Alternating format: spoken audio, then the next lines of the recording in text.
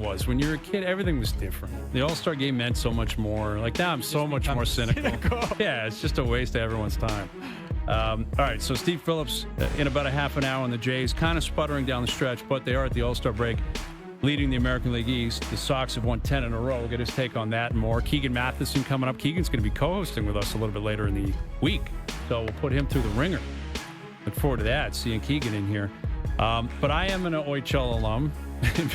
Barely, but I am, and I guess for that matter, a CHL alum. And this story that's been kind of building the last 6 months to a year has been concerning me, quite frankly. And it really came to a head with Gavin McKenna. I think it came out last week. He's going to Penn State, reportedly making $700,000 with the NIL rules down there. So he's gone. He's leaving the WHL.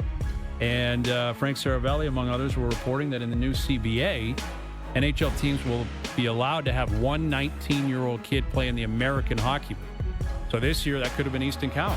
Maybe he doesn't go back to London. He's playing for the Marlies.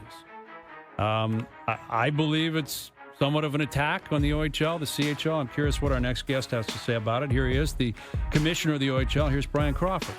How you doing, Brian? Afternoon, guys. Doing well. How about yourself? Oh, doing very well. Am I overstating that, understating that? Where do you stand on this?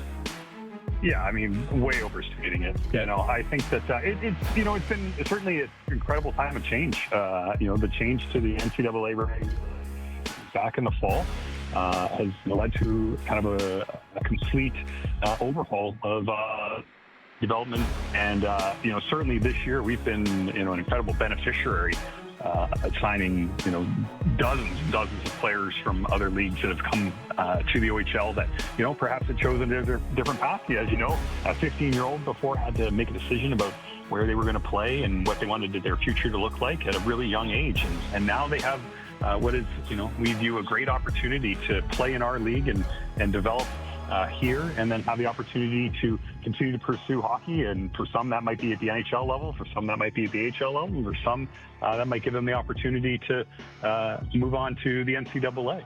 And, I think that's a great thing for the development ecosystem. It's a great thing for our league and the quality of our league and just hockey in general. So when you hear the numbers thrown around, again, it's the early days of this, the NIL stuff down in the States with the NCAA. But like if Gavin McKenna, who's a WHL player, is making $700,000, how's he going to possibly turn that down? He didn't. He's off to Penn State. He's a phenom. He's unanimously expected to go first overall next year. Like, how do you respond to those numbers? And is it possible for you to compete with them, or are you not thinking of it in the same way? Yeah, I mean, I think first and foremost, obviously, we of course want Gavin McKenna in the CHL, a generational player, and he's going to be successful wherever he goes. But I think that he's unquestionably an outlier in that regard, in that a player of his quality can have that success wherever he's going to go. He's going to be a first-round pick, head off to the NHL. That's not every player, right? And that's not even the majority of the players. We know that the NCAA is a much, much older league and has traditionally been a much, much older league. You look at the Frozen Four, you look at the average age of the teams. So it's not the best development environment for, most 18, 19-year-old players because it is such an older league than the CHL is.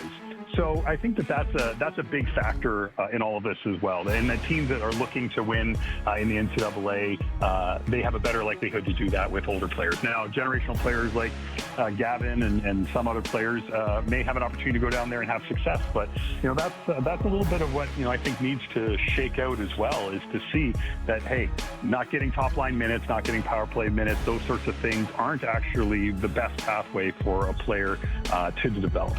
For us in the OHL, there are two players that have chosen to forego their 19-year-old season at this point in time and head off to the NCAA early.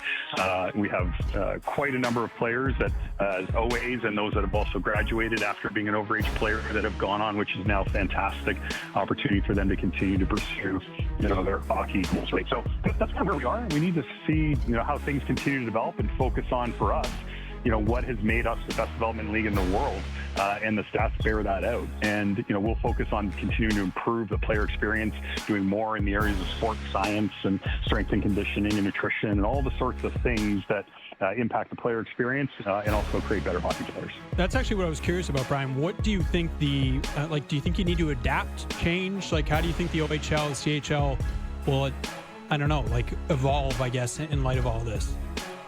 Well, absolutely. We have to continue to adapt. We have to continue to adapt and evolve regardless of this change. And this change is one that, requires, everybody in the hockey ecosystem to adapt, right? Now being able to say, we'll truly have all the best 16, 17, 18-year-old players that are available in playing hockey. And the reality is we need to make sure that we're doing the right things so that they continue with us as 18 and 19-year-olds, continue to develop, that we provide all of the sorts of tools that are necessary to ensure that a player can reach their development goals, right? And so if we're not doing those things, then we are going to fall behind. We are going to be left behind. We're just, comfortable with sitting on, hey, we've had the most number of draft choices, the majority of the players in the NHL, those sorts of things. Well, that's not always going to be the case. And certainly, we're competitive and want to continue to make sure that we maintain the pole position. With Brian Crawford, the commissioner of the OHL. And, that's a point that I hadn't thought of, the idea that I remember when I was coming up, there was great players that wouldn't play in the OHL. I wasn't one of them, but they wanted to keep, their options alive. I think of a guy like Mike Camilleri. Cammy went to Michigan. He clearly would have been in the OHL at 16. He would have gone first overall. Played at 16, played at 17. Maybe he goes, to Michigan after that, based on where we currently stand. But in terms of this provision that was reported on last week, and I don't know if it's 100% confirmed from the league, but it sounds as if the NHL and the NHLPA have brokered a deal here where each NHL team, so 32 current teams, will be afforded or allowed one 19-year-old CHL player to play in the American hockey. If and when that comes to fruition, how would you react to that? Yeah, so first of all, not accurate. Okay. So there is a provision right now in the agreement between the NHL and the NHLPA, and then, of course, ourselves, the CHL and the NHL, that does allow the 19-year-old players to play, a fixed number of games in the AHL, but does require them to go back to junior hockey. Okay. So in this current round of negotiations with the collective bargaining with the NHL and the NHLPA, they've agreed to open that provision and look at what that might look like going forward, and whether providing teams and general managers the leeway to do something like that is in the best interests of the league, in the best interests of the development environment. So as it stands today, nothing has actually been decided about mechanics or anything like that, if it is even to go forward. And those are discussions that we actually are very much active in with the NHL in talking about how best to proceed and move forward. We would certainly contend that the AHL is not the best environment for a 19-year-old. Very, very few 19-year-olds, in fact. It's not just about scoring 100 points in the OHL that decides, kind of whether that person should be moving on or not. You think about a 19-year-old, think about Easton Cowan coming back to the Knights this year. He's the man, right? He's the man. He's the man on the ice. He's the man off the ice, in the dressing room, all around media, all those sorts of things, the leadership qualities, all the pieces that make for a great NHL or a great prospective NHL hockey player that they can gather. The AHL is a man's league, right? There are men trying to make the NHL. And, we certainly contend that the environment in the CHL is much better suited. And it is also not just about that player, but it's also about developing all of the future players so that next year's draft, the year after that, all are quality drafts because those players have been playing against elite players as well. With Brian Crawford, the commissioner of the OHL. And when I'm curious about this, because, there's 3 leagues, 3 commissioners. London obviously just won the Memorial Cup. In your rookie season as the commissioner, what was that experience like for you? And how do the 3 commissioners kind of handle the battle once you get to the finish line? Well, that's the interesting thing. All 3 commissioners are relatively new, really within 2 years, Mario Cecchini being the most veteran of the group, Dan Neer, and then myself.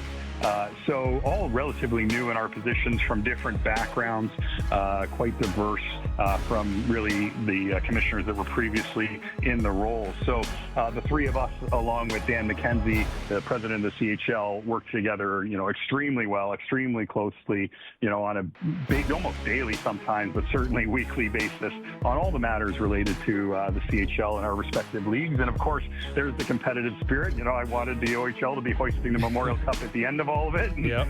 We might have sat next to each other to watch the game, and we're definitely jabbing each other a little bit here and there. So, it's a great collegial environment. We are kind of lockstep in making sure that the CHL, is the best league in the world and continues to grow and expand and go in new directions that, make it an even better product for the fans and the communities that, we're lucky to be in. Yeah, I love hearing that. I love the OHL. I love the CHL. I think I speak for Canadians from coast to coast. I'm not telling you anything you don't know, Brian, but I appreciate your insight as always. And enjoy the rest of the summer. We'll do it again in the fall. Thank you for this.